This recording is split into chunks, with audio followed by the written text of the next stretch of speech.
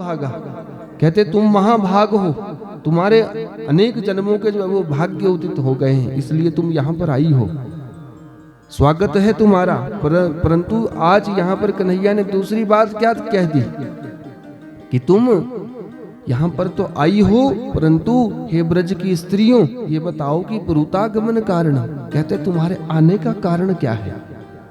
स्वागत तो मैं तुम्हारा करता हूँ, परंतु ये बताओ तुम्हारे आने का कारण क्या है। आज सब गोपियां जो है वो लाल पीली हो गई। आज ये मन में सोच रही है कि इसी कन्हैया ने हमें बंसी बजा करके यहाँ बुलाया, और अब ये कन्हैया हमसे पहले तो स्वागत कर रहा है, और स्वागत करने के बाद अब ये पूछ रहा है कि तुम यहाँ पर आई क्यों हो, पुरुतागमन कारण, यहाँ आने का तुम्हारा कारण क्या है।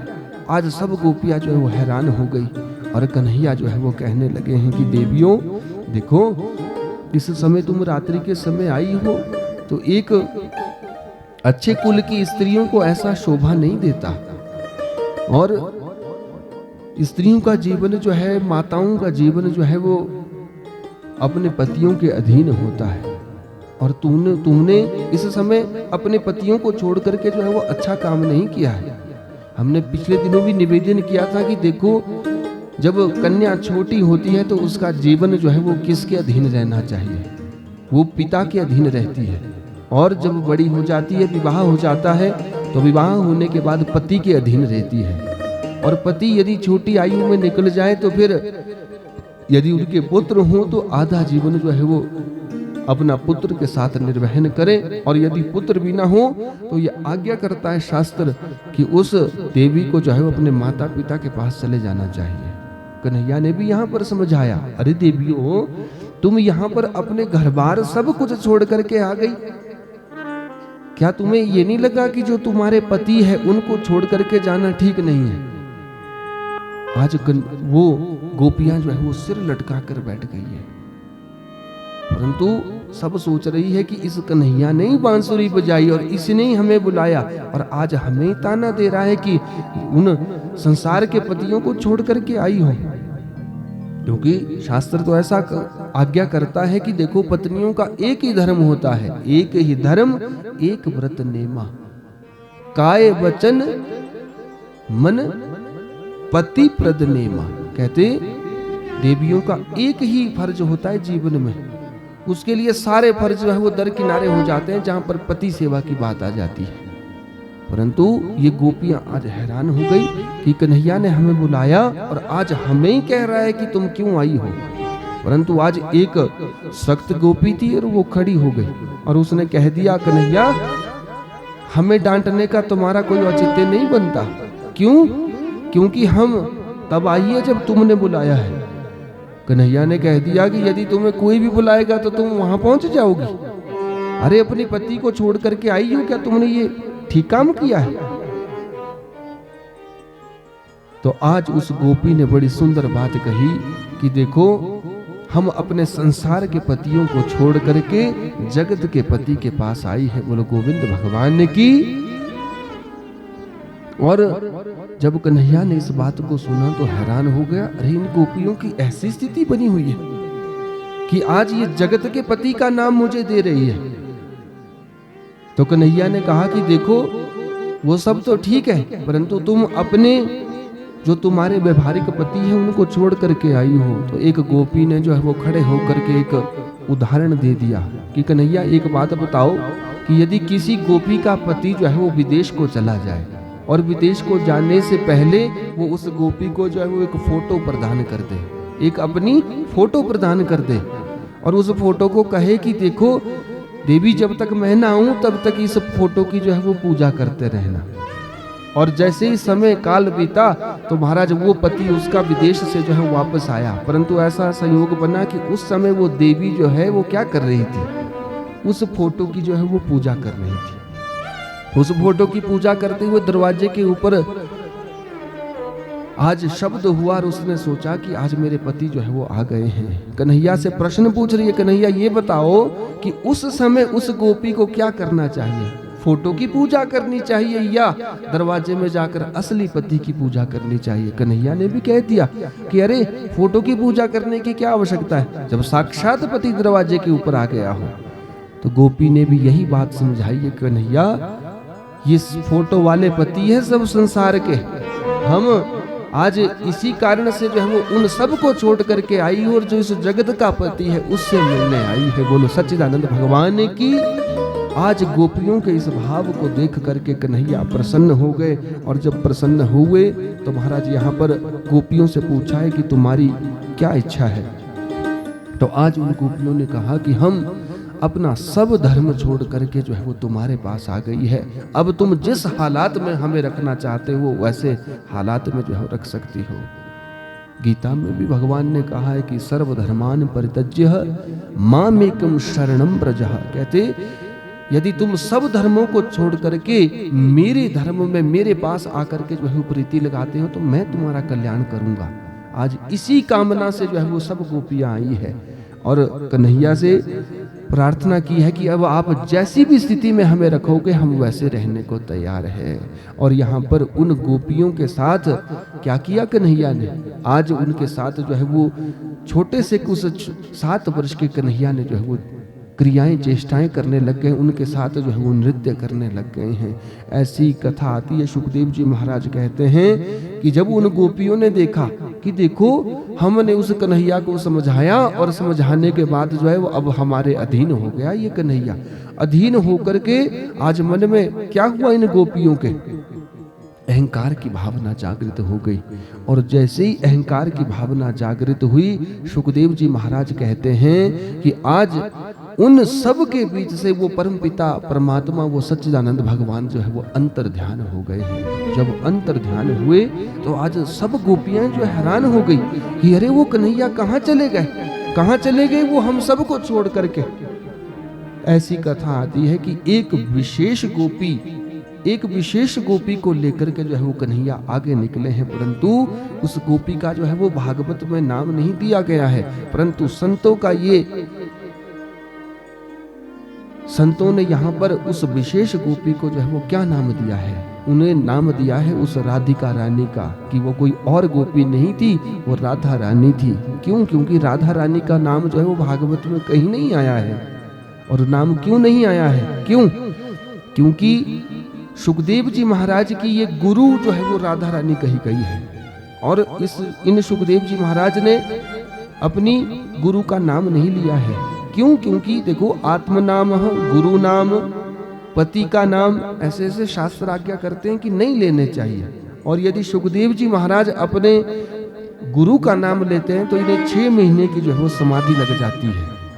इसी कारण से इन्होंने भागवत में जो है वो कहीं राधा रानी का नाम नहीं लिया, परंतु यहाँ पर सुखदेव जी महाराज ने निर्देश दिया कि परीक्षित एक विशेष गोपी को लेकर के जो है वो कन्हैया आगे निकले हैं। और क्या किया, आगे जैसे ही चले तो आगे चलते हुए क्या हुआ, उस गोपी को जो है वो थकावट हो गई। अरे कन्हैया तुम मुझे अपने साथ लेकर के तो आए, उन गोपियों को छोड़ करके तो आ गए, परंतु अब मैं थकावट महसूस कर रही हूँ। एक काम करो, यदि तुम मुझे अपने साथ ले जाना चाहते हो तो स्कंध आरूढ़ता, कहते मुझे अपने कांधे के ऊपर उठा लो। और जैसे ही उस विशेष गोपी ने ये कामना की कि देखो अब कन्हैया मेरे अधीन है और केवल ये मुझे ही प्रेम करता है, तो आज उस विशेष गोपी ने जैसे ही अपनी बाजू में आगे की कि मैं कांधे के ऊपर जो है वो बैठ रही हूँ, उसी समय कन्हैया उनके पास से भी जो है वो क्या हुए, अंतर ध्यान हो गए। बोलो गोविंद भगवान की। आज वो पीछे से सारी गोपियां दौड़ी है और दौड़ते दौड़ते जो है वो पूछ रही है किससे, सबसे पहले तो यमुना से पूछा कि अरे यमुना तुमने कहीं उन छोटे से कन्हैया को देखा? परंतु कन्हैया ने कहा कि देखो मैंने तो एक विशेष गोपी के साथ उन्हें जाते हुए जो है वो इस वृंदा के जंगल में देखा है। तो आगे जाकर उस वृंदा से पूछा, अरे वृंदा वो कन्हैया तुमसे भी बहुत अधिक प्रेम करते हैं, वो कहाँ गए, क्या तुमने उनको देखा? तो उस वृंदा ने भी कह दिया कि देखो एक विशेष गोपी के साथ वो कन्हैया आगे गए हैं। जैसे ही जंगल में प्रवेश किया तो आज क्या देखा, वो विशेष गोपी जो है आगे उस कृष्ण की दर्शन की लालसा कर रही है, उन्हें ढूंढने का प्रयास कर रही है। परंतु आज ये सब गोपियां इकट्ठी हुई और बार बार जो है वो कामना कर रही है, हा नाथ रमण प्रेष्ठ क्वासी क्वासी महाभुज दास्यास्ते कृपणया में सखे दर्शय सन्निधम। यहाँ पर इन गोपियों ने जो है वो क्या कहा है, हा नाथ रमण पृष्ठ, कहते हे स्वामी आप इस जगत के आधार हो और हमारे ऊपर जो है वो कृपा करो। क्वासी क्वासी महाभाग, कहते आप हमारे ऊपर कृपा करो। दास्यास्ते, हम आपकी दासियां हैं। और कैसी दासियां हैं, देखो यहाँ पर बड़ी सुंदर बात कही है, कृपणया, कहते हम कृपण हैं। क्यों? क्योंकि हमारे हृदय में जो है वो कोई भावना नहीं है आपके प्रति। आपने हमें साक्षात रूप में दर्शन किए, परंतु हमारे में जो है वो अहंकार जागृत हो गया। मानो सुखदेव जी महाराज ने निर्देश दिया कि जिसके हृदय में अहंकार जीवन में जागृत हो जाए, और अहंकार भी किस बात का, जो परमात्मा के द्वारा ही दिया हुआ सब कुछ हमारे को होता है, उसी के ऊपर जो है वो मनुष्य अहंकार करता है।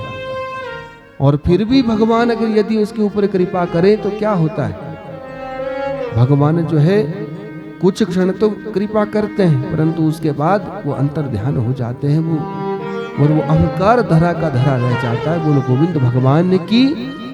आज सब गोपियों ने भी सोचा कि देखो वो कन्हैया जो है वो चले गए हैं, बार बार जो है उस जंगल में चिल्ला रही है, पुकार रही है कि हे राम रमण पृष्ठ, हम आप हमें दर्शन दो, आप हमें दर्शन दो।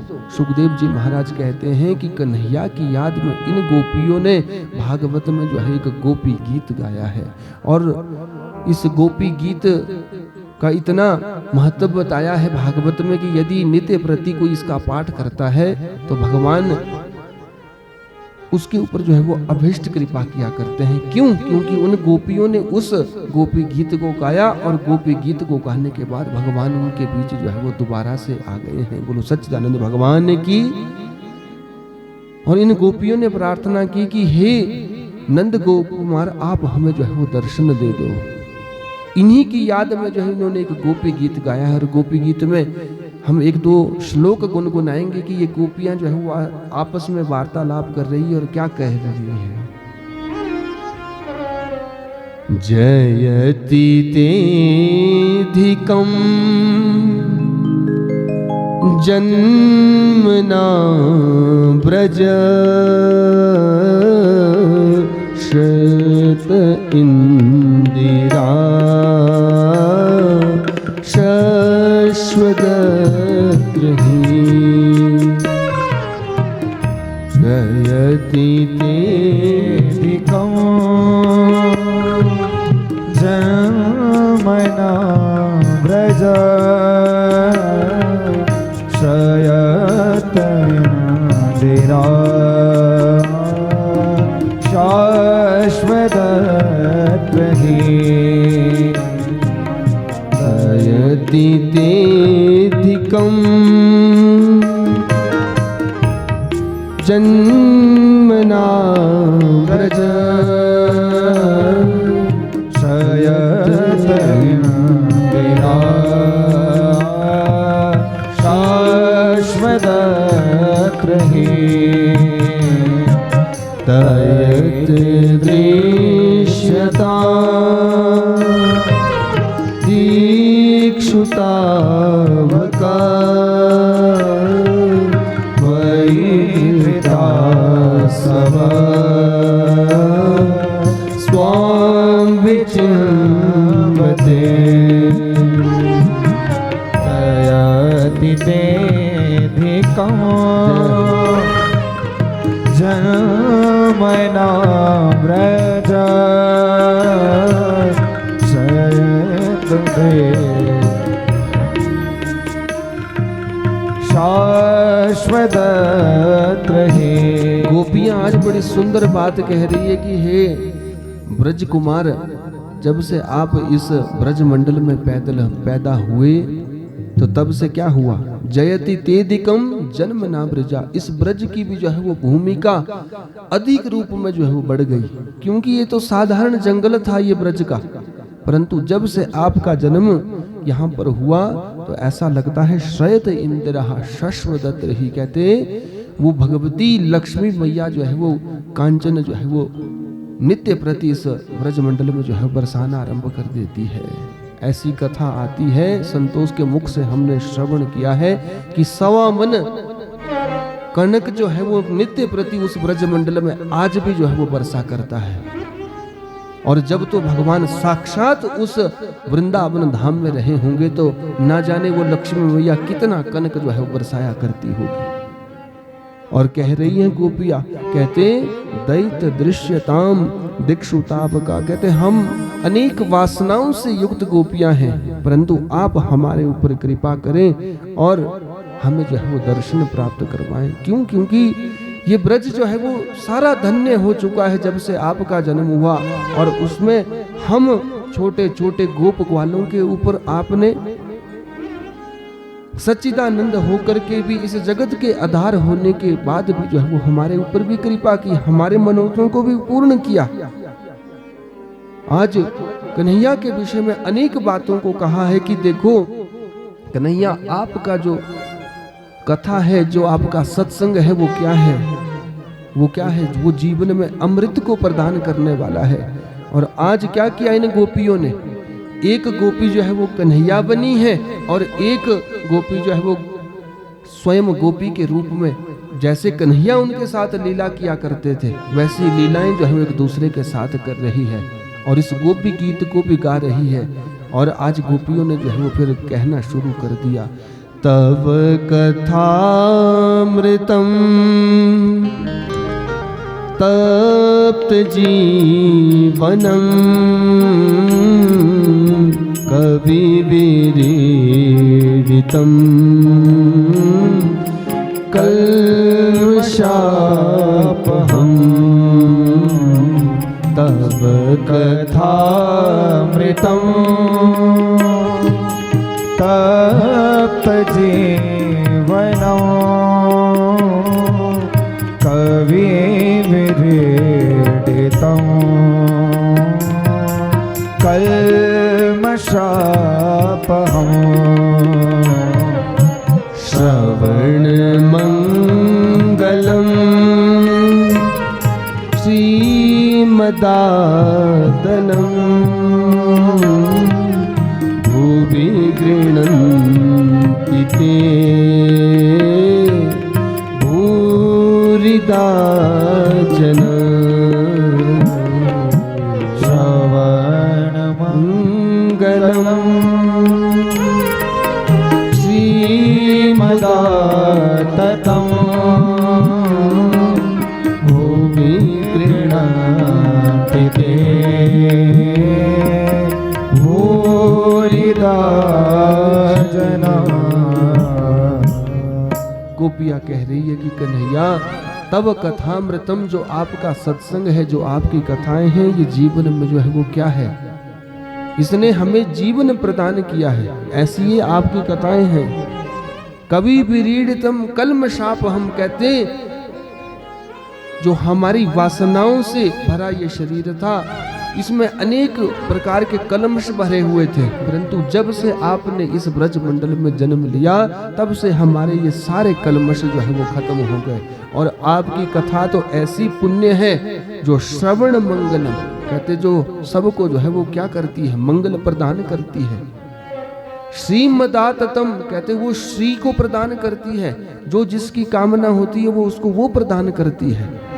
इसलिए हे कन्हैया आप हमारे ऊपर कृपा करो और हमारे को दर्शन दो।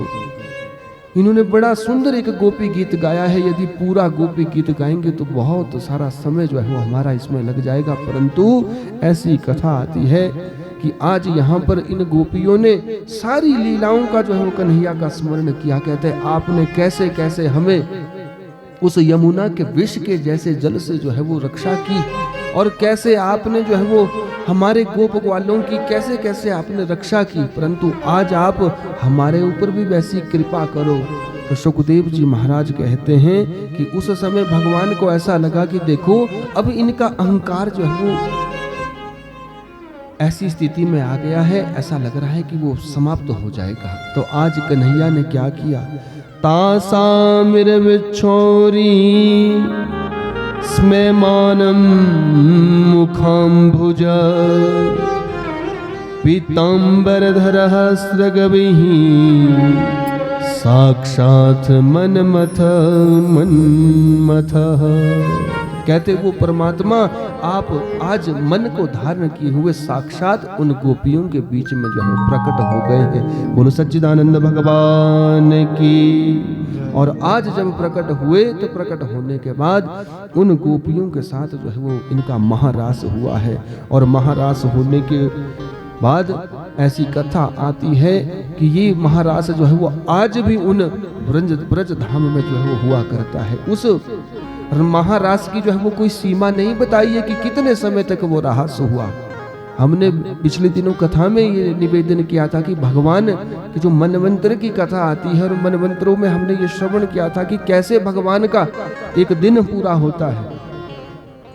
जब हमारे गृहस्थियों का एक वर्ष पूरा होता है तो ब्रह्मा जी का एक दिन जो है वो पूरा हुआ होता है। तो ऐसा बताया जाता है कि हजारों बार जब ये चतुर्युगियां बीत जाएगी, ये 4 युग जब हजारों वर्ष तक चलते रहेंगे, तब तक ये महारास जो है वो बना रहेगा। और आज भी भक्त और भगवान का मिलन उस वृंदावन धाम में जो है वो प्रेम के रूप में होता है, यदि कोई उस भाव से जो है वृंदावन में जाता है। ऐसी ये सुखदेव जी महाराज ने उस परीक्षित को जो है वो महारास की कथा सुनाई है। बोलो गोविंद भगवान की। महारास में शंकर भगवान जी का भी आगमन हुआ। भागवत में तो ये कथा नहीं आती है, परंतु अन्य श्रुतियों के द्वारा जो है कथा ली गई है कि पार्वती मैया ने भी सोचा कि मुझे भी उस महारास में जाना है, परंतु क्या हुआ, शंकर भगवान जी को भी सुंदर सी साड़ी पहनाई और शंकर भगवान जी भी आए, परंतु जैसे ही कन्हैया ने यहाँ पर महारास करना आरंभ किया तो आज अपने ही स्वरूप में जो है वो शंकर भगवान आ गए और सदा सर्वदा के लिए गोपेश्वर भगवान के रूप में वहां पर स्थापित हो गए। बोलो गोपेश्वर भगवान की। ऐसी ये महाराज की कथा भागवत में आती है। जो श्रद्धा से इस कथा को श्रवण करता है, भगवान सच्चिदानंद उनके ऊपर जो है वो अपनी कृपा बनाया करते हैं। बोलो गोविंद भगवान की।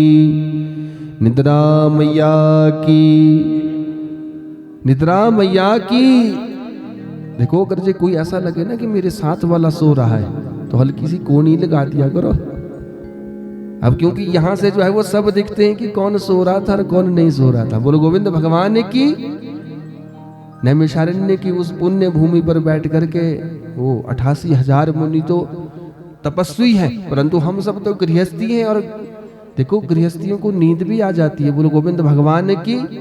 एक तो बहुत सारा काम करने के बाद जो है वो हम लोग आप लोग जो है वो कथा में पहुंचते हैं, और यदि तो 2-3 टाइम भोजन भी किया हो तो फिर उसके बाद तो नींद आना स्वाभाविक ही हो जाता है। तो किसी संत जी महाराज ने बड़ी सुंदर बात की कि देखो कथा पंडाल में क्यों नींद आती है, घर में तो दवाई भी लेनी पड़ती है नींद के लिए, परंतु एक संत जी ने उत्तर दे दिया कि देखो यहाँ पर सबसे ज्यादा शांति होती है। क्यों?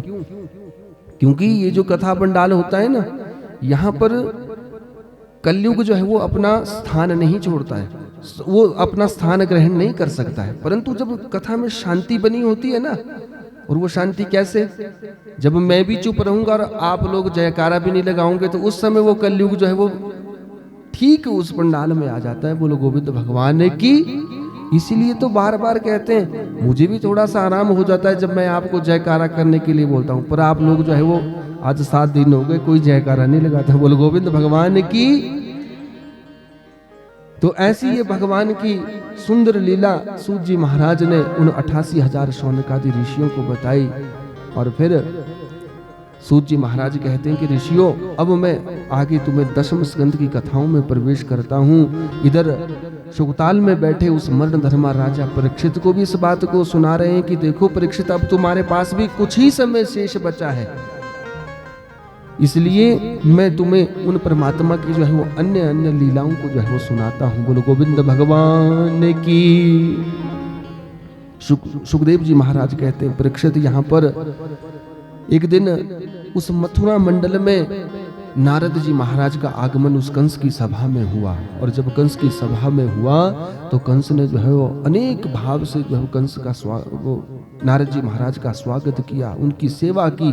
परंतु नारद जी महाराज ने संदेश दिया, कंस तुम यहाँ पर रहते हो और तुम्हें नंद उस ब्रज मंडल में कितने दिन हो गए भेजते हुए उन राक्षसों को, पर तुम आज तक अपने उस शत्रु का जो है वो कुछ नहीं बिगाड़ पाए।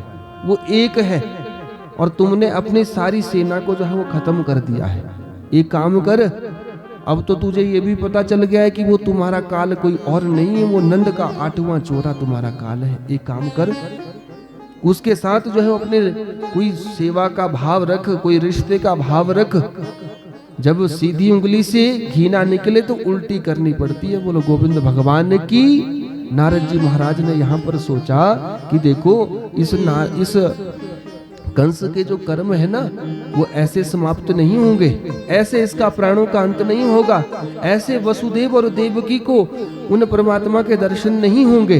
इसलिए नारद जी महाराज ने क्या किया, युक्ति का इस्तेमाल किया। और युक्ति क्या लगाई, आज उस मूर्ख को जो है वो ठगने आ गए और कह दिया कि देख कोई मेला रख अपने इस मथुरा मंडल में और उस कन्हैया को भी बुला, और वो कन्हैया आएगा तो क्या होगा, वहां पर तो वो अपने घर में जो है वो कुत्ता भी शेर बना रहता है, परंतु जब वो मथुरा में आएगा तो वो तुम्हारे द्वारा, तुम्हारे राक्षसों के द्वारा, तुम्हारे सैनिकों के द्वारा जो है वो मार दिया जाएगा। और महाराज व्यवहारिकता में भी कही जाती है ना बात कि शंख और मूर्ख जो है वो दूसरे के फूकने से ही बजते हैं। बोलो गोविंद भगवान ने की। कंस के मन में भी यही बात जागृत हो गई कि नारद जी महाराज ठीक कह रहे हैं, ये तो मेरी भलाई कह रहे हैं, क्यों ना उस कन्हैया को इधर ही बुला लूं। महाराज ऐसी कथा आती है कि आज ये विचार कर रहे हैं कि किसे कहा जाए उस ब्रज मंडल में उस कन्हैया को निमंत्रण देने के लिए। सब ने जो है वो यही बात कही कि देखो हम तो अपने प्राणों को नहीं गंवाना चाहते, क्योंकि जितने भी यहाँ से सैनिक गए उन सबको जो है उस कन्हैया के द्वारा मार दिया गया। परंतु आज कंस ने एक अक्रूर नाम के सैनिक को जो है बुलाया है और कहा कि देखो अक्रूर, तुम्हें उस वृंदावन जाना होगा और उस कन्हैया को यहाँ आने का निमंत्रण देना पड़ेगा।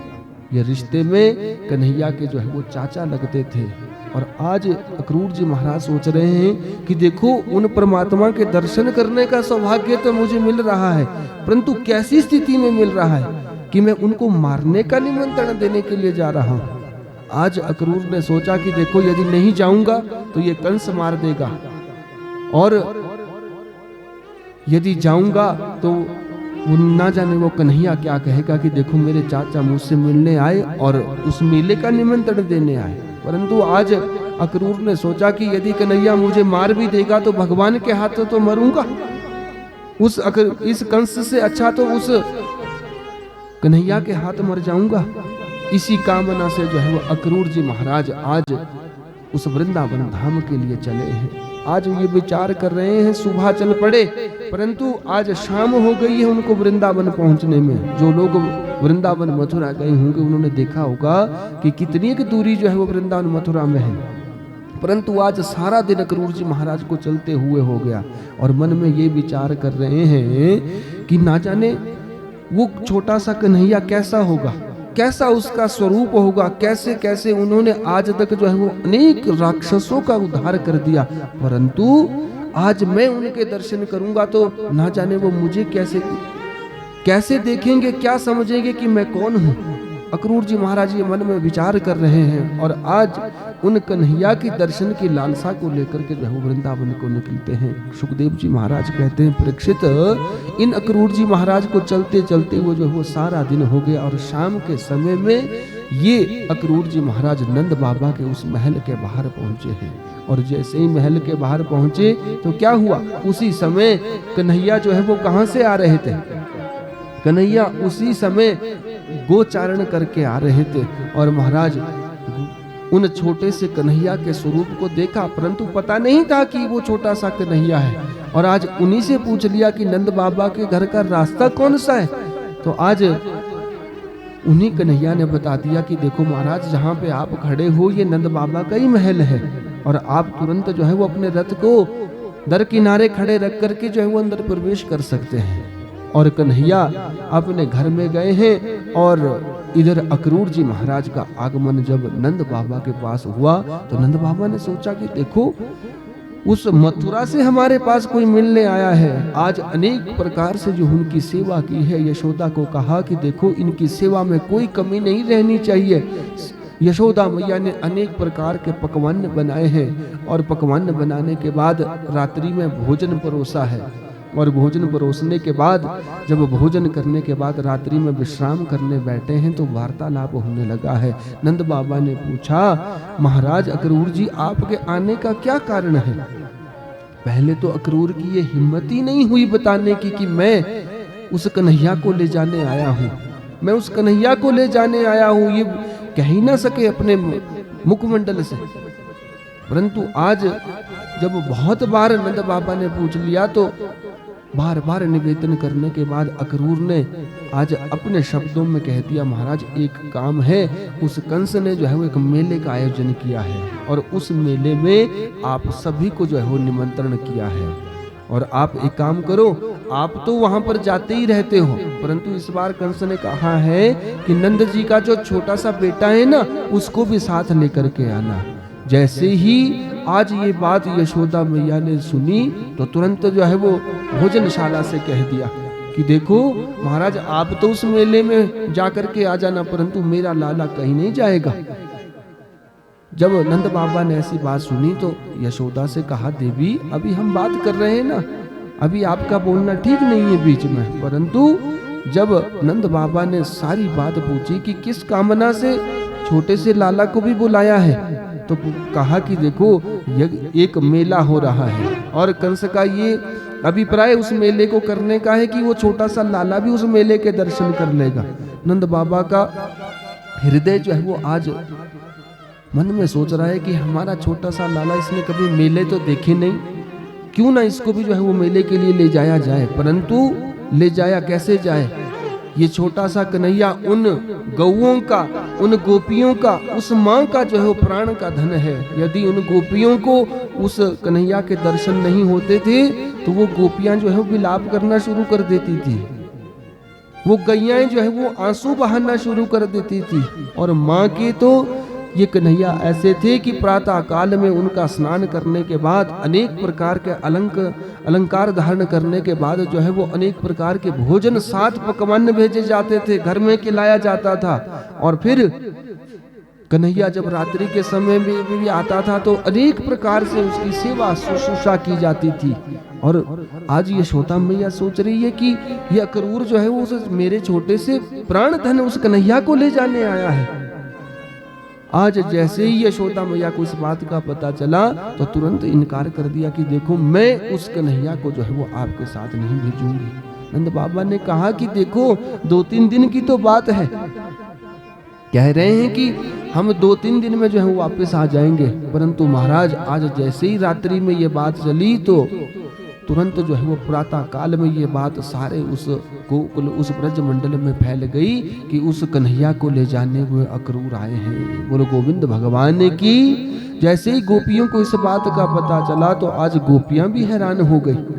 गोपियां सोच रही हैं कि हम उस कन्हैया को जो है वो नहीं भेजेगी, परंतु नंद बाबा ने कहा कि देखो गोप ग्वालो तुम भी चल पड़ो साथ में, अरे 2-3 दिन की तो बात है, 2-3 में हम सब लोग जो है वापस आ जाएंगे। कन्हैया को आज सुंदर अलंकार मैया ने पहनाए हैं, परंतु माँ की ममता वो यशोदा मैया जो है वो ऐसा स्वरूप आज अपने हाथ से उस कन्हैया का बना तो रही है, पर आंखों से जो है वो अश्रुपात हो रहे हैं। सोच रही है मेरी नजर के बिना ये मेरा बालक कैसे रहेगा उस मथुरा मंडल में। शहर इसने कभी देखा नहीं, ना जाने वहां पर कैसे लोग होंगे, क्या ये वहां पर खाएगा, कैसे रहेगा। यशोदा मैया ये सोच भी रही है, आंखों से अश्रुपात भी कर रही है और कन्हैया को तैयार भी कर रही है।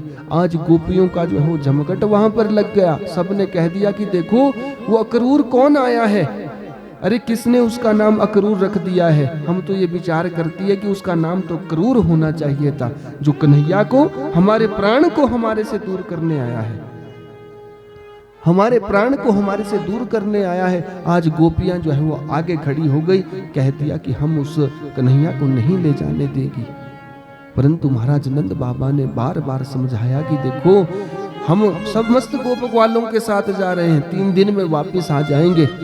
आज गोपियां विलाप कर रही है, परंतु आज रथ के ऊपर कन्हैया बैठे हैं और कन्हैया सोच रहे हैं कि आज तो मैं जा रहा हूं, परंतु अब मैं इस वृंदावन में जो है वो वापस कभी नहीं आऊंगा। बोलो गोविंद भगवान की।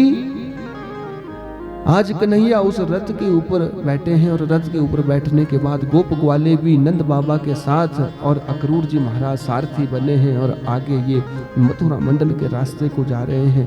कन्हैया सोच रहे हैं कि देखो आज इन सब व्रजांगनाओं को मैं छोड़ करके जा रहा हूं, परंतु ब्रज के संत ऐसा भाव रखते हैं कि वृंदावन को छोड़ करके कन्हैया जो है वो कभी एक कदम भी नहीं देते हैं। बोलो गोविंद भगवान की। एक रूप में तो कन्हैया उस वृंदावन में ही बने रहे और दूसरे रूप में जो है मथुरा के लिए चले गए। और देखते ही देखते आज उन सब गोपियों के सामने में क्या हुआ, वो रथ जो था वो आंखों से ओझल हो गया। और आगे जाकर अक्रूर ने सोचा कि देखो ये भगवान के रूप में आए हैं, क्या पता ये भगवान होंगे भी या नहीं। तो कन्हैया ने क्या किया, आज उन अक्रूर जी महाराज को जो है वो अपने विराट पुरुष के जो है वो दर्शन करवाए। और दर्शन कैसे करवाए, अक्रूर जी महाराज ने सोचा कि मैं अपने हाथ मुंह तो यमुना में जाकर के धो लूं, अपना मुंह तो प्रक्षालन कर दूं, परंतु क्या हुआ, एक रूप में तो कन्हैया रथ के ऊपर बैठे थे, परंतु जैसे ही अक्रूर जी ने स्नान के लिए डुबकी लगाई तो भगवान उस जल में जो है विराट पुरुष के रूप में उस अक्रूर को दिखाई दिए। बोलो सच्चिदानंद भगवान की। और जब दिखाई दिए तो ऐसी कथा आती है कि आज ये चले हैं और जैसे ही मथुरा मंडल के बाहर पहुंचे, मथुरा मंडल के बाहर पहुंचते ही क्या हुआ, कन्हैया ने कह दिया अपने पिताजी से, पिताजी एक काम करो, हम पहली बार इस शहर में आए हैं और आप एक काम करो, आप मामा जी के उस महल के लिए चले जाओ और हम इस बाजार को घूम करके आएंगे, हम उस बाजार को घूम लेंगे, इस मथुरा मंडल को घूम लेंगे। आज कन्हैया के साथ सब गोप ग्वाल जो है नीचे उतरे हैं और जब नीचे उतरे तो आज कन्हैया के साथ जो है वो सब दर्शन कर रहे हैं उस शहर का, उस मथुरा मंडल का। ऐसी कथा आती है, सुखदेव जी महाराज कहते हैं परीक्षित जैसे ही इन्होंने शहर में प्रवेश किया तो आज एक दूसरे को गोप ग्वाल देख रहे हैं कि अरे हम तो उस वृंदावन से आए हैं, ना तो हमारे पास कोई अच्छे वस्त्र पहनने को है, ना हमारे कोई गले में कोई माला डली है, ना कोई तिलक डला है, और शहर में यहाँ पर कैसे कैसे लोग रहते हैं। ये विचार ही कर रहे थे तो उसी समय एक कंस का धोबी जो है वो वहां से कंस के अनेक वस्त्रों को धो करके निकल रहा था। गोप ग्वालों ने कह दिया कन्हैया इस मामा के किसी भक्त से हमारे लिए कुछ कपड़े का इंतजाम ही कर दे। कन्हैया ने कहा कि अरे इन वस्त्रों का भला हम क्या करेंगे, ये तो राजसिक वस्त्र है, उन राजाओं के वस्त्र हैं, हम इसका क्या करेंगे। सुखदेव जी महाराज कहते हैं कि परीक्षित यहाँ पर कन्हैया ने उस धोबी से जो है वो कामना की है कि आप हमें कुछ वस्त्र प्रदान कर दो। धोबी ने कह दिया कि अरे तुम कौन हो और कैसे तुम्हारे ये गले सड़े तुमने कपड़े पहने हैं, मुझे तो लगता है कि तुम गांव के जो हो गंवार हो, ऐसा प्रतीत होता है तुम्हारी शक्ल को देख करके, चले जाओ यहाँ से, मैं कोई साधारण धोबी नहीं हूँ, मैं कंस का धोबी हूँ। और जब कन्हैया ने इस बात को सुना कि ये कंस का धोबी है तो आज एक जोर से जो है उसके ऊपर झापड़ लगाया है और उस धोबी का जो है उद्धार किया है। बोलो गोविंद भगवान की। जब उस धोबी का उद्धार किया तो आज क्या कह दिया कि देखो भाई गोपो, जो भी वस्त्र है इसको धारण कर लो। आज उन ग्वालों ने वो वस्त्र तो धारण किए परंतु वो वस्त्र कम लग रहे थे और झाड़ू ज्यादा लग रहे थे। बोलो सच्चिदानंद भगवान की। और जब कन्हैया ने उस स्वरूप में उन ग्वालों को देखा तो आज कन्हैया को स्वयं ही हंसी आ गई। अरे देखो, इन ग्वालों ने वस्त्रों की कामना की थी, उनको वस्त्र तो पहना दिए परंतु वो कैसे वस्त्र पहन लिए, वो तो राजाओं के वस्त्र थे, बहुत बड़े बड़े वस्त्र थे, और ये छोटे छोटे ग्वाले। आगे जाकर शहर में चल रहे थे तो शहर के लोग भी जो है वो हंस रहे थे उन गोप ग्वालों के ऊपर। आगे जैसे ही गए तो एक दर्जी का दर्शन हुआ। दर्जी से आग्रह किया कन्हैया ने, अरे मामा जी आप इन वस्त्रों को तो छोटे कर दो। और महाराज दर्जी ने आज ऐसी कृपा की कि उन सब गोप ग्वालों के वो वस्त्र जो है वो छोटे किए। कन्हैया ने उस दर्जी को जो है वो आशीर्वाद दिया कि तुम्हारी उत्तरोत्तर जो है वो वृद्धि होगी। तो आपने भी विचार कर लेना कि वर्तमान समय में क्या होता है, इतने के कपड़े नहीं होते जितनी की सिलाई मांग लेते हैं दर्जी लोग। बोल गोविंद भगवान की। तो आज दर्जी के ऊपर कृपा की और कृपा करने के बाद कन्हैया आगे उन गोप ग्वालों के साथ चले हैं। आज कन्हैया से उन गोप ग्वालों ने कह दिया, अरे कन्हैया कपड़े तो ठीक हो गए, परंतु अब वृंदावन के वासी है, जब तक हमारे माथे में खूब लंबे चौड़े तिलक ना हो, माला ना हो, तब तक हमारे को जो है वो रास नहीं आती है बात। कुछ तिलक का भी इंतजाम कर, कुछ श्रृंगार का भी हमारे इंतजाम कर। तो उसी समय एक दासी जो है वो सुंदर सोने की कटोरी में जो है वो चंदन लेकर के जा रही थी। ऐसी कथा आती है कि आज कन्हैया ने उसे सुंदरी संबोधन किया है कि अरे सुंदरी जरा ठहर जाओ। जैसे ही सुंदरी शब्द सुना उस गोपी ने, परंतु ऐसी कथा आती है कि वो त्रिवक्रा थी, वो 3 जगह से जो है वो टेढ़ी थी, वो 3 जगह से जो है वो टेढ़ी थी। और आज ये कन्हैया विचार कर रहे हैं कि इस गोपी को जो है वो सुंदरी का संबोधन कर दिया। सुखदेव जी महाराज कहते हैं कि आज जैसे ही उस 3 जगह से टेढ़ी स्त्री ने सुंदरी शब्द सुना तो स्तब्ध रह गई, खड़ी की खड़ी रह गई। और जब खड़ी की खड़ी रही तो क्या किया, आज बलदाऊ जी महाराज भी साथ थे और आज उस दासी का जो है परिचय पूछा है। दास्यास्मि हम सुंदरम कंस सम्मतः त्रिवक्र नामा यानुलेप कर्मणि मदभावितम भाजपते रति प्रियम बिना युवाम कोन्य स्मददहरति। कहते मैं कोई और नहीं हूं, उस कंस की एक दासी हूं और मैं 3 जगह से जो है वो टेढ़ी हूं। कुब्जा मेरा नाम है, परंतु मैं इस कंस के महल में जो है वो क्या काम करती हूँ, उसके लिए चंदन घिसती हूँ और सोने की कटोरी में ले जाकर केवल मेरे हाथ से ही वो कंस जो है वो तिलक करता है।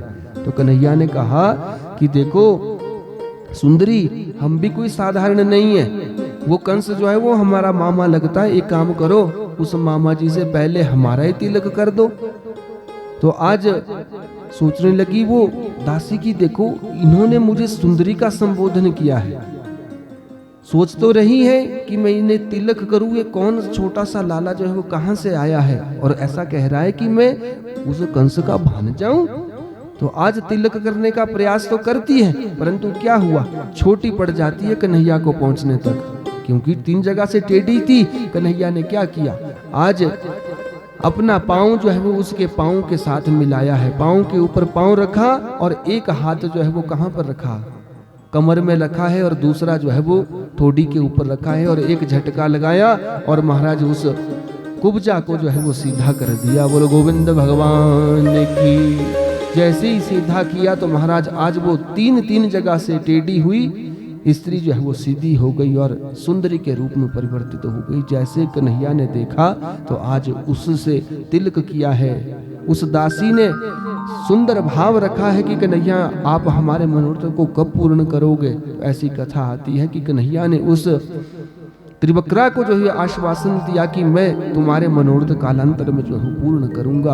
अब कन्हैया आगे चले हैं और आगे चलने के बाद अब मथुरा में उस कंस महल के बाहर पहुंचे हैं और जैसे ही बाहर पहुंचे तो ऐसी कथा आती है कि यहाँ पर कुवल्या पीड़ से जो है वो इनकी भेंट होती है और बलराम जी के द्वारा उस मदमस्त हाथी जी से अनेक प्रकार की जो है मदिरा का पान करवाया गया था, आज उसका उद्धार किया है। और दोनों भाइयों ने जो है वो क्या किया, ये विचार किया कि अब क्या किया जाए। बोलो गोविंद भगवान ने की,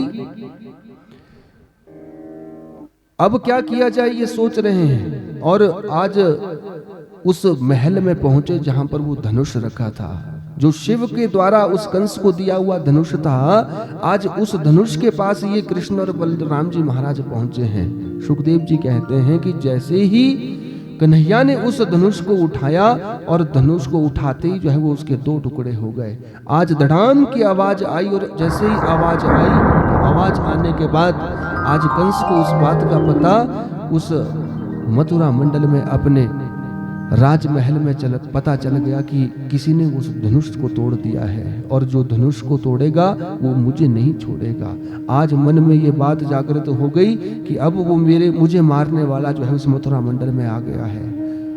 अपने रक्षा के लिए जो है वो कई प्रकार की सुविधाएं बना दी, परंतु आज जैसे ही नंद बाबा के पास कृष्ण और बलराम का जाना हुआ तो आज नंद बाबा ने पूछा है कि आ गए घूम करके, देखे आए उस मथुरा मंडल को? तो महाराज कन्हैया ने कहा कि हाँ बाबा, वो बड़ा सुंदर ये मथुरा मंडल है, उसके दर्शन जो है वो हम करके आ गए हैं। सायंकालीन बेला में इन्होंने अनेक प्रकार के भोजनों को ग्रहण किया और अगला दिन जो है वो आया। और अगला दिन क्या हुआ कि महाराज कंस ने जो है वो एक मल्ल युद्ध का, एक कुश्ती का कार्यक्रम रखा, एक मेले का आयोजन रखा है। और मेले के आयोजन में क्या किया था, अनेक लोगों को जो है वो बुलाया गया है। उसमें उन गोपों को भी बुलाया है, गोपियों को भी बुलाया है, मथुरा वासियों को भी बुलाया है और अनेक ऋषियों को भी बुलाया है। कंस की ऐसी इच्छा थी कि उस कन्हैया को सबके सामने जो है वो प्राण का अंत किया जाएगा, ये कामना थी बनी हुई उस कंस की। तो आज क्या हुआ, प्रातः काल में अनेक शल तौशल इत्यादि, चाणूर मुष्टिक आदि सब राक्षस जो है वो कहां पर है, वो उस कुश्ती के उस भूमि के ऊपर अपनी अपनी शरीर के जो है वो क्या कर रहे हैं, वो ये देख रहे हैं कि हमारे शरीर में कितनी शक्ति बनी हुई है। इसी कारण से आज कन्हैया भी पहुंचे हैं। और कहां पहुंचे हैं, उस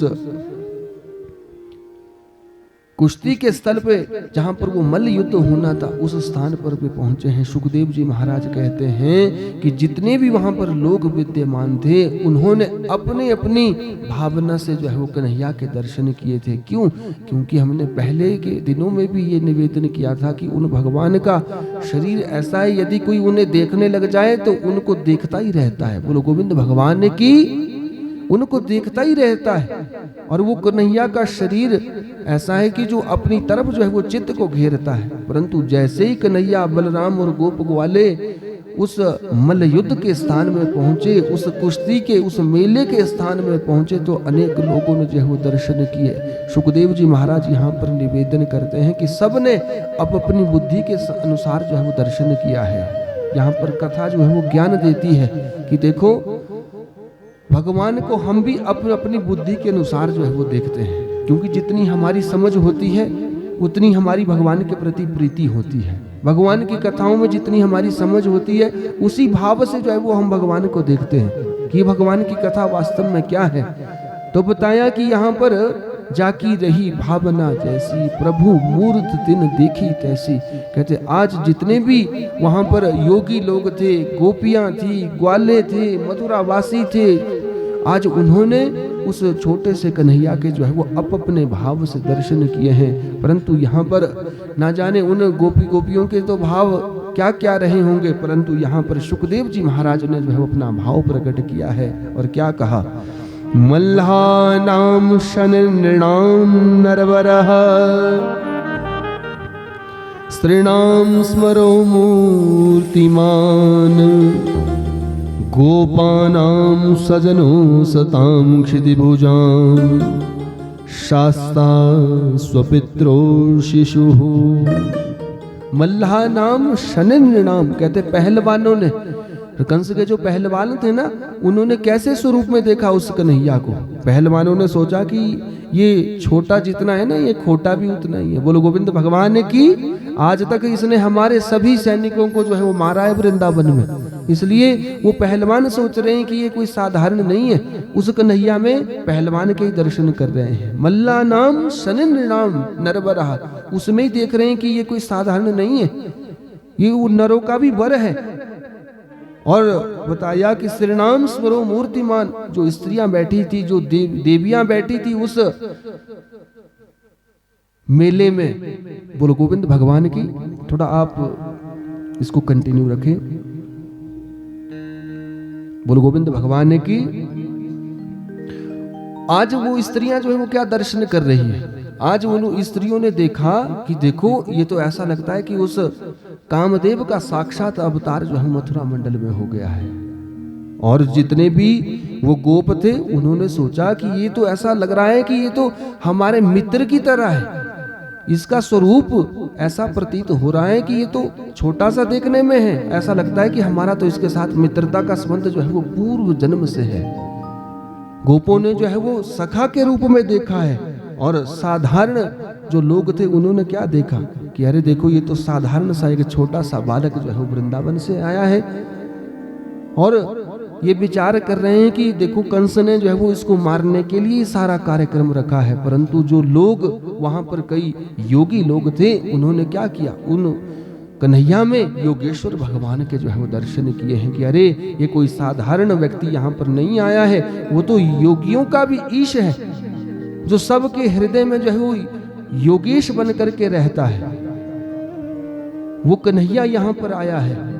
तो आज अब अपनी बुद्धि के अनुसार सब ने दर्शन किए हैं, परंतु महाराज आज कंस जो है वो एक ऊंचे राज सिंहासन के ऊपर बैठा है, और जैसे ही कन्हैया का आगमन उस मल्ल युद्ध के स्थान में हुआ तो क्या हुआ, सबसे पहले उन पहलवानों ने ये कह दिया कि इसका मल्ल युद्ध जो है वो हमारे साथ करवाओ। ऐसी कथा आती है कि यहाँ पर चाणूर मुष्टिक के साथ जो है वो मल्ल युद्ध हुआ, और मल्ल युद्ध होने के बाद कन्हैया के द्वारा जो है वो सबको पछाड़ के जो है वो मार दिया गया। और जब मार दिया गया तो आज कन्हैया को क्रोध आया, और क्रोध आने के बाद क्या हुआ, तुरंत जो है वो जाकर के उस कंस के उस राज सिंहासन के ऊपर गए, और हाथों से जो है वो क्या किया, बालों से पकड़ाए अपने उस मामा को, और तुरंत पछाड़ करके जो है उस मल्ल युद्ध के स्थान में, उस कुश्ती के स्थान में जो है वो ले गए। और आज कन्हैया ने कह दिया, मामा जी आप जानते हो मुझे मैं कौन हूँ। तो आज कंस जो है वो हड़बड़ा रहा है। कंस ने सोचा कि कौन होगा, तो कन्हैया ने कह दिया कि मैं कोई और नहीं हूँ, मैं आपका काल हूँ, और उन वसुदेव जी का और देवकी का जो है वो 8वां पुत्र हूँ।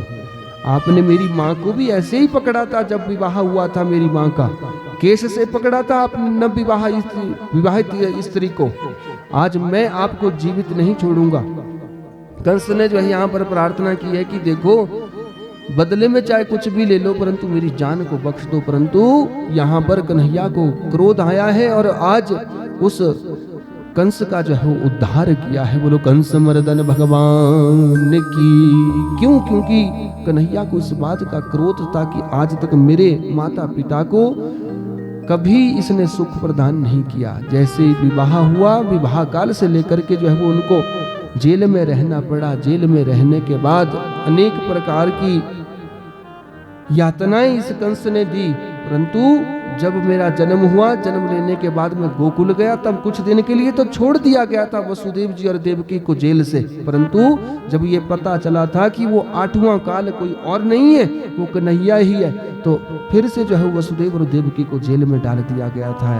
और आज कंस का उद्धार किया है, और कंस का उद्धार करने के बाद जैसे हम आप लोगों ने जयकारा लगाया ना, कंस मर्दन भगवान की। हाँ ठीक है, आपने भी नहीं लगाया। क्यों नहीं लगाया? क्योंकि आप भी जो है वो मथुरा वासी होकर के जो है वो इस टाइम में कथा श्रवण कर रहे हैं। क्योंकि सब सोच रहे हैं कि यदि उस कन्हैया का जयकारा लगाएंगे तो ना जाने ये कंस यदि जीवित हो गया तो फिर हमारा क्या होगा। बोलो गोविंद भगवान की। इसीलिए वहां पर जितने भी लोग थे उन्होंने किसी ने जो है वो जयकारा नहीं लगाया। जब जयकारा नहीं लगाया तो सुखदेव जी का ये भाव परीक्षित को बताने का कि देखो ये जितने भी मथुरा मंडल के लोग थे ये सब सोच रहे हैं कि अरे कंस को इस छोटे से लाला ने मार तो दिया है, परंतु इसके प्राणों का अंत हो भी गया होगा। अरे दुष्ट है ये तो कई प्रकार के कई बार सांस भी रोक लिया करता है वैसे ही अपने बचने के लिए। ना जाने इसने ऐसे ही अभी तक अपना सांस रोक करके रखा होगा। परंतु आज कन्हैया ने सोचा कि कुछ संशय बना हुआ है, तो दोबारा से जो है एक जोर की लात का प्रहार जो है वो कंस के शरीर में किया। और आज उन मथुरा वासियों को भी पता चल गया कि अब हमारा राजा जो है वो ये कन्हैया बनेगा। बोलो कृष्ण कन्हैया लाल की। सबको ये बात का पता चल गया। आज स्वर्ग से भी देवता आए हैं, उन्होंने पुष्प की वृष्टि की है। पुष्प वृष्टि करने के बाद सुखदेव जी महाराज कहते हैं यहाँ पर कन्हैया को देख करके आज सब प्रसन्न हो गए, और सबकी ये इच्छा बनी थी कि इस मथुरा का राज्य का शासक कोई सुंदर राजा हो जो इस प्रजा का पालन अच्छे ढंग से करे। क्यों? क्योंकि जब तक तो कंस राजा था तब तक तो दुष्टता से ये सब के ऊपर जो है वो अनेक प्रकार के कष्ट पहुंचाया करता था। आज सब प्रसन्न हुए और महाराज कन्हैया सबसे पहले उग्रसेन महाराज को जो है वो जेल से निकाला है, अपने माता पिता को बाहर निकाला है। माता पिता को बाहर निकालने के बाद जैसे ही वसुदेव और देवकी ने उस अपने छोटे से लाला के दर्शन किए कि एक समय वो था जब उस कन्हैया को हम अपनी टोकरी में उठा करके उस गोकुल मंडल में रखने गए थे, और एक दिन आज का है कि कन्हैया जो है वो कितने वर्ष का हो गया है।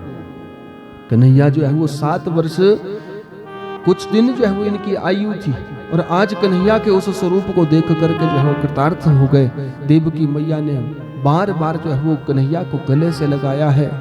माता की करुणा का स्वरूप यहाँ पर देखा गया कि देवकी सोच रही है कि ना जाने मेरे पूर्व जन्म के ऐसे कौन से कर्म थे कि मेरे गर्भ से जो है वो भगवान ने जन्म लिया, और जन्म लेने के बाद क्या हुआ, तुरंत जो है वो मुझसे मेरे बेटे को जो है वो छीन लिया गया, मुझे अपने बेटे के बिना रहना पड़ा, और आज जब मेरा मिलना हुआ है तो महाराज अनन्य भाव से जो है उस कन्हैया को गले लगाया है। गले लगाने के बाद यहाँ पर ऐसी कथा आती है कि उग्रसेन महाराज को जो है वो राजा का राज्य दिया गया है, और राजा बनने के बाद अब कुछ दिन तो ये कन्हैया और बलराम यहाँ पर रहे, परंतु एक दिन वसुदेव जी महाराज ने निवेदन किया नंद बाबा से कि अरे महाराज अब आप जो है वो अपने वृंदावन को वापस चले जाओ। क्यों? क्योंकि कन्हैया जो है वो आपके साथ वापस नहीं जाएगा। आज नंद बाबा और वो ग्वाले सोचने लगे कि ऐसा ये क्यों कह रहे होंगे, ये कन्हैया तो हमारा बेटा है, और 3 दिन के लिए कह करके आया था कि 3 दिन के लिए हम जा रहे हैं, और ये 3 दिन के बाद अब यदि ये हमारे साथ नहीं जाएगा तो मैं यशोदा को, उन गोपियों को क्या जवाब दूंगा वहां पर जाकर के। परंतु आज वसुदेव की बात के ऊपर विश्वास नहीं किया कन्हैया ने, और क्या हुआ, आज कन्हैया ने अपने मुख से ही कह दिया, बाबा मैं आपका बेटा नहीं हूं, मैं आपका बेटा नहीं हूं, आप मेरी अब इंतजार उस ब्रज मंडल में मत करना, उस वृंदावन में मत करना, मैं आपके साथ नहीं जाऊंगा। आज हैरान हो गए नंद बाबा, अरे कन्हैया ये क्या कह रहे हो, यदि तुम हमारे बेटे नहीं हो तो किसके बेटे हो? कन्हैया ने साफ शब्दों में कह दिया, मैं वसुदेव जी महाराज का बेटा हूं, मेरे पिता वास्तव में ये है।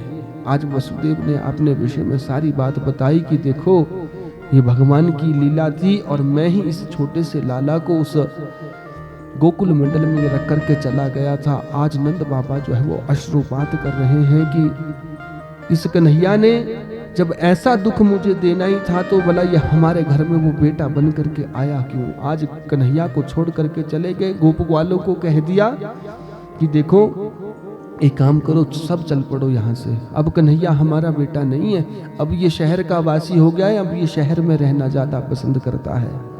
आज नंद बाबा चले हैं और पहुंचे हैं वृंदावन में। यशोदा मैया ने पूछा आप उस कन्हैया को नहीं लाए, वो कन्हैया और बलराम कहाँ है? आज सब हैरान हो गए। गोपियों ने पूछा वो कन्हैया जो है वो कहाँ है, कहाँ है वो हमारा कन्हैया? तो आज एक टुक शब्दों में जो है वो नंद बाबा ने भी कह दिया। पहले तो हिम्मत नहीं बनी कि क्या कहूँ उनको, कि जवाब में कि क्या कहूँ कि वो कहाँ है कन्हैया। तो आज अंत में जो है वो कहना पड़ा कि वो कन्हैया अब वापस नहीं आएगा, वो मथुरा का जो है वो हो गया है। आज गोपियाँ सोच रही है मन में कि देखो हम उस कन्हैया को याद करती रहेंगी, और यदि हमारी आहों में असर होगा तो हम जरूर अपने भाव से उस कन्हैया को जो है वो इधर बुला लेंगी। बोलो सच्चिदानंद भगवान की। उन गोपियों का भाव जो है वो भजन में हम श्रवण करेंगे कि वो गोपियाँ क्या सोचती है उस ब्रज मंडल में रह करके, वृंदावन में सोच रह करके कि देखो उस कन्हैया के बिना जो है वो हम एक पल भी नहीं रह सकती है। परंतु उस कन्हैया ने पिता के पास ये संदेशा हमें दे दिया कि मैं वापस नहीं आऊंगा। परंतु गोपियों ने भी सोच लिया कि देखो प्रेम की स्थिति यदि ऐसी ही है तो हम अब उस कन्हैया के बिना भी रह लेंगे, हम उस कन्हैया के बिना भी रहना स्वीकार कर लेंगी। परंतु मन में सोच रही है कि ना जाने हमारे से कोई कन्हैया की सेवा में जो है वो कमी रही होगी, इसीलिए तो कन्हैया हमसे रूठ करके चले गए उस मथुरा मंडल में। तो एक गोपी ने जो है बड़ा सुंदर भाव कह दिया कि उस कन्हैया को जो है वो रूठे ही रहने दो, परंतु कभी ना कभी यदि हमारी तपस्या में बल होगा तो हम अपनी तपस्या से उस कन्हैया को जो है वो उस मथुरा मंडल से जो है वो वापस बुला लेंगे।